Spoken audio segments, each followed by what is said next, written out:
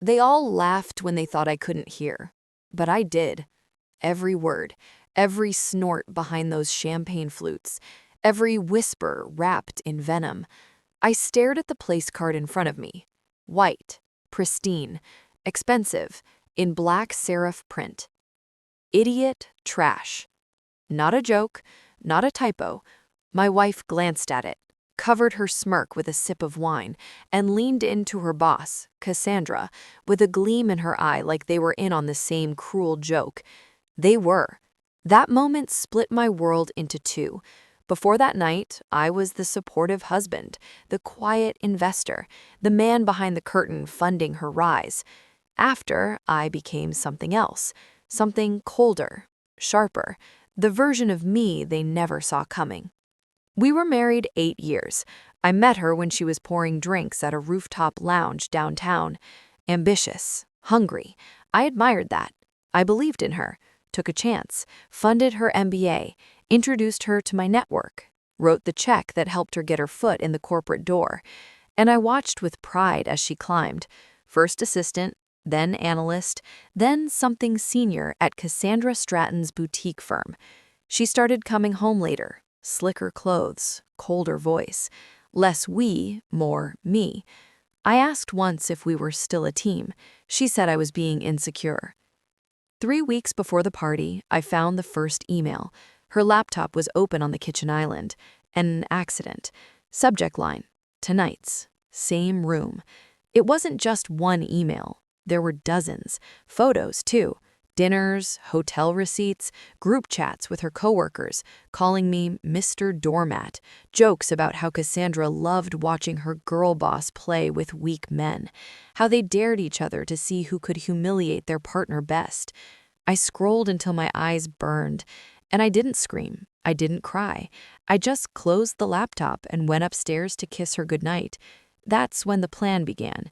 I played dumb for 3 weeks, held her hand, picked out her dress for the party, even offered to drive her. What she didn't know was that while she slept, I consulted a divorce lawyer, a very good one. I gathered every financial record, traced every expense, even pulled receipts for those spa weekends and girl boss retreats she claimed were work-related. They weren't. While she slept beside me, I was already separating accounts, preparing asset division, shifting funds legally, quietly. I built a wall, not out of anger, out of precision. Then came the night of the gathering. The venue was upscale, of course, polished concrete floors, imported wines, a guest list full of people who shook hands with their eyes closed. I walked in beside her. Nobody greeted me. Not one. Just side eyes, snickers until I reached my seat and saw it. Idiot, trash. She didn't expect me to sit, but I did. I sat, smiled, and watched them all from across the candlelight. Cassandra raised her glass and toasted, "Unshakable women." The table cheered. I chewed my steak in silence. She never noticed the file folder in my bag, or the non-disclosure contracts, or the private investigator's report, or the photos. She didn't notice the USB drive I slipped into the jacket pocket of her firm's legal counsel on the way to the bar. But she noticed when I stood up to leave. She grabbed my arm, fake concerned. "Leaving already?"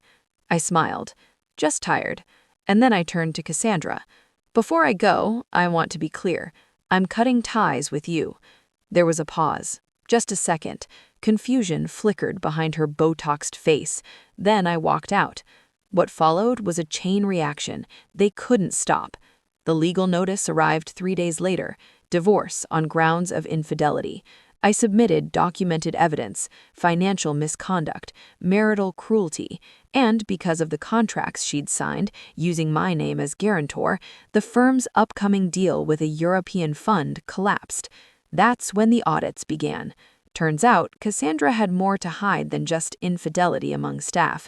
Fraud, misappropriation, all revealed because someone gave the regulators exactly what they needed. Her empire crumbled in under 2 months. My ex-wife tried calling, 17 missed calls in one night. I didn't pick up. Her final message was just one sentence. "You planned this." She finally understood. I didn't do it to be cruel. Cruelty would have been shouting at the dinner table, throwing wine, exposing her in front of everyone that night. No, this was surgical. I wanted her to feel it slowly, the weight of everything she underestimated. The husband she mocked. He owned the house, the car, the savings. Her boss? Under federal investigation. Every girl boss who laughed at me that night, some are unemployed, some are being sued, some are suddenly very quiet online. I remember the smell of that venue, linen napkins, sea bass, citrus-scented hand soap in the bathroom. But mostly, I remember the silence as I turned my back on them, how it stretched, awkward, confused, then uneasy. They weren't sure what I meant. Now, they do. I live differently now. Clean apartment, quiet mornings, no fake smiles. I'm not angry, not bitter. I don't need to be. I have peace, and they have the wreckage. And every time I pass a place card at a restaurant, I smile, because I know what they forgot. Even the quiet one, even the so-called idiot, trash, can burn empires down without raising their voice. Thanks for listening. Like, comment, and subscribe Hannah Stories for more stories.